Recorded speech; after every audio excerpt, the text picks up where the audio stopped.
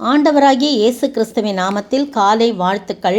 இன்றைய மன்னா, உன்மேல் அன்பு வைத்து உன்னை ஆசீர்வதித்து உனக்கு கொடுப்பேன் என்று உன் பிதாக்களுக்கு ஆணையிட்டு கொடுத்த தேசத்தில் உன்னை பெருக பண்ணுவேன். உபாகமம் 7:13 முன்பகுதி. பாருங்க, ஒவ்வொரு முறையும் ஒவ்வொரு விதமாக ஆண்டவர் இஸ்ரவேல் ஜனங்களை ஆசீர்வதிக்கிறாரு. இந்த நாள் காலை வேளையில் அந்த இஸ்ரவேல் ஜனங்களின் மீது கொண்டுள்ள அன்பினாலே ஆசீர்வதிக்கிறாராம். என்னெல்லாம் ஆசீர்வாதம் பாருங்க, அது தொடர்ச்சியாக பெருக பண்ணுவேன்னு சொல்லி, உன் கர்ப்பத்தின் கனி ஆசீர்வதிக்கப்படும், அதாவது சந்ததி ஆசீர்வாதம். உன் நிலத்தின் கனிகளாகி உன் தானிய கையிட்டு செய்யும் பிரயாசங்களை ஆசீர்வதிப்பார். திராட்சரசம், உன் திராட்சரசத்தை மகிழ்ச்சியை களிப்பை உண்டு பண்ணுகிறது, களிப்பை கொடுக்கிறார், மகிழ்ச்சியை சந்தோஷத்தை கொடுக்கிறார். உன் எண்ணெயையும் அபிஷேகத்தினாலே நம்மை நிரப்புகிறார். உன் மாடுகளின் பலன், உன் ஆட்டு மந்தைகளின் ஆசீர்வாதம், உலக பிரகாரமான பொருளினாலே ஐஸ்வர்யத்தினாலே நிரப்புகிறவராய் இருக்கிறார். அடுத்த வசனம் பாருங்க, சகல ஜனங்களை பார்க்கிலும் நீ ஆசீர்வதிக்கப்பட்டிருப்பாய். ஒருத்தர் இது மொத்தத்தில் சொல்றதா இருந்தாலும், ஆனால் ஒருமையில தான் ஆண்டவர் சொல்றார். ஒருத்தரும் தனித்தனியாக எடுத்துக்கணும். நம்ம ஒருத்தரும் நான் ஆசீர்வதிக்கப்படுவேன், நான் ஆசீர்வதிக்கப்படுவேன், என்னை தான் ஆசீர்வதிப்பேன்னு சொல்றாரு அப்படின்னு சொல்லி உரிமை பாராட்டும் போது அந்த ஆசீர்வாதம் தானாய் வந்து சேரும்.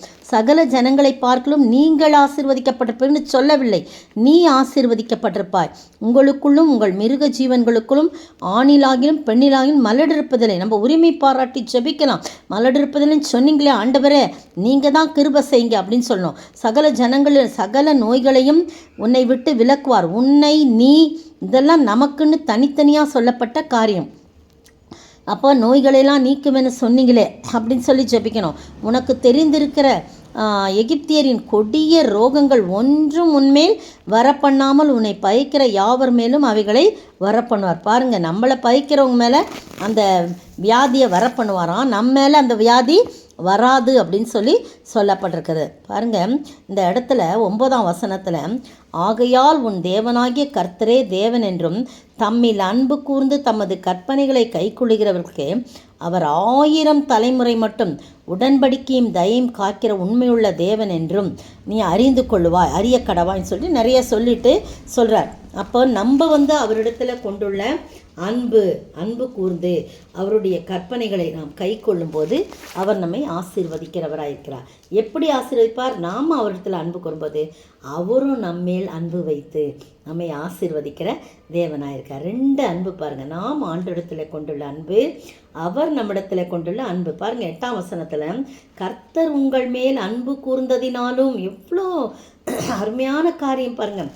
கர்த்தர் உங்கள் மேல் அன்பு கூர்ந்ததினாலும் உங்கள் பிதாக்களுக்கு இட்ட ஆணையை காக்க வேண்டும் என்பதினாலும் கர்த்தர் பலத்த கையினாலும் உங்களை புறப்பட பண்ணி அடிமைத்தன வீடாகிய எகிப்து நின்று அதன் ராஜாவான பார்வோனின் கையினின்றும் உங்களை மீட்டு கொண்டார். பார்த்தீங்களா, நம்மளை கூட அவர் நம் மீது கொண்டுள்ள அன்பினாலே பிசாசின் பிடியிலிருந்து, பாவ பிடியிலிருந்து நம்மை தூக்கி எடுத்து நம்மை மீட்டு கொண்டார். நாம் அவருடைய கற்பனைகள் மீதும் அவரின் மேலும் அன்பு கூர்ந்து வாழும் பொழுது 1000 தலைமுறை மட்டும் உடன்படிக்கையும் தயவும் காக்கிற உண்மையுள்ள தேவனாயிருக்கிறார். அது மட்டும் இல்லை, அவர் நம்மேல் அன்பு வைத்தபடினாலே நம்மை ஆசீர்வதித்து எல்லா விதமான ஆவிக்குரிய ஆசீர்வாதங்கள், பொருளாதார ஆசீர்வாதங்கள் எல்லாவற்றையும் நமக்கு கொடுத்து ஆசீர்வதிக்கிறவராயிருக்கிறார். நோயெல்லாம் விட்டு விலக்கி நான் உன்னை ஆசீர்வதிப்பேன் அப்படின்னு சொல்கிறார். உனக்கு விரோதமாக யார் எழும்புகிறாங்களோ அவங்களுக்கு நான் வர பண்ணுவேன், உனக்கு வர பண்ண மாட்டேன், வந்தவண்ணமாய் ஓடிவிடும் என்று சொல்லி அவர் நம்மை தேற்றுகிறவராயிருக்கிறார். அப்படிப்பட்ட ஆசீர்வாதத்தை புதிய இஸ்ரவேல் மக்களாகிய நாமும் பெற்று வாழ அவரிடத்திலே அன்பு கூறுவோம். அப்பொழுது அவர் நம்மிடத்திலே அன்பு கூறுவார். ஆண்டவர் தாமே அப்படிப்பட்ட ஆசீர்வாதத்தை நாம் பெற்று வாழ கிருபை செய்வாராக. ஆமீன்.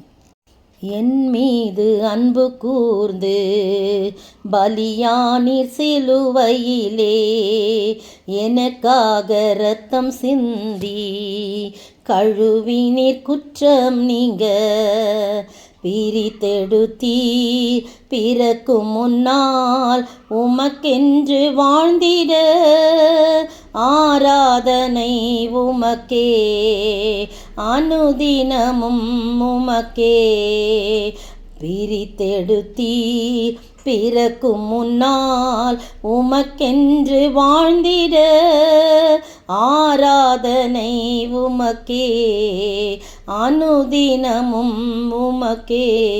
அல்லேலூயா. சோத்தரிக்கிற ஆண்டவரே, என் மீது அன்பு கூர்ந்து பலியானீர் சிலுவையிலே. ஆண்டவரே, என் கர்த்தராகிய இயேசு கிறிஸ்துவே, என் மீது அன்பு கூர்ந்து எனக்காக பலியானீர், எனக்காக ரத்தம் சிந்தி என் பாவங்களையெல்லாம் கழுவி குற்றம் நீங்க என் பாவங்களை கழுவி நீர் பிரித்தெடுத்தீர். ஆண்டவரே, உமக்கு முன்னால் நான் உங்களை நேசிக்கிறதுக்கு முன்னால் நீங்கள் என்னை நேசித்து பிரித்தெடுத்தீர். ஆண்டவரே, உமக்கென்று வாழ்ந்திட பிரித்தெடுத்தீர். உமக்கே ஆராதனை, உமக்கே துதி. ஆண்டவரே, அப்படிப்பட்ட அன்பின் நிமித்தமாய் எங்களை ஆசீர்வதிக்கிற ஆண்டவராக இருக்கிறீர். எத்தனை ஆசீர்வாதங்களை கொடுத்திருக்கிறேன், அத்தனை ஆசீர்வாதங்கள் நாங்கள் சுதந்திரித்துக் கொள்ள உம்மீது அன்பு செலுத்தி வாழ நீர் கிருபை செய்ய வேண்டும் என்று கர்த்தரும் மீட்பரும் ராஜாவுமாய் இயேசு கிறிஸ்துவின் விலையேற பெற்ற நாமத்தில் ஜெபிக்கிறேன் பிதாவே, ஆமீன். பதில்: